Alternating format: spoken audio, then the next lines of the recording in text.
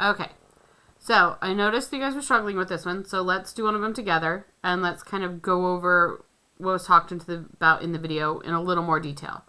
So the point of a complex conjugate is to help you to rationalize your denominator, just like you would do if you were doing a radical, right? So let's do a radical one really quick. Right, so if you had a division problem like, I don't know, let's pick one. Square root of 2 over the square root of 5. And we wanted to rationalize that and get rid of the square root of 5. We would multiply by the square root of 5 on both the top and the bottom. And we do that to get rid of the square root, to get rid of that radical. Because then we end up with square root of 5 squared over the square root of root 2 times the square root of 5.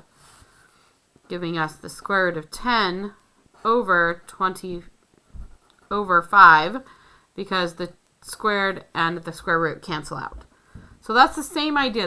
That's why we're using the complex conjugate, is to make it so that the bottom is a nice whole number that we like. So you literally multiply, and I noticed that you did understand what the conjugate was. So it's 5 minus 4i over 5 minus 4i. Okay, now we're going to go ahead and we're going to put 4i times 5 minus 4i, because when we multiply fractions, we just multiply straight across. So I put this in parentheses to make sure that I distribute later. Over 5 plus 4i times 5 minus 4i. Okay, so now we have 5 times 5, but let's do the top first.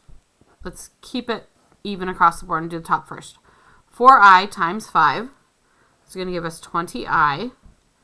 And we have a negative times a positive on the next one, so it's going to be a negative. 4i times a negative 4i is a negative 16i squared. That's important. Next, we're going to go ahead and we're going to distribute the bottom. 5 times 5 is 25. Positive 4i times 5 is a positive 20i. 5 times a negative 4i is a negative 20i. And then a positive 4i times a negative 4i gives us a negative 16i squared. So now we're going to combine like terms, right? The 20s are going to cancel out, which is what we were hoping for. That's really what we wanted to see. So now we need to remember that I squared equals a negative 1. So anywhere there's an I squared, we're going to replace with a negative 1. So now we have 20i minus 16 times a negative 1 divided by 25 minus 16 times a negative 1.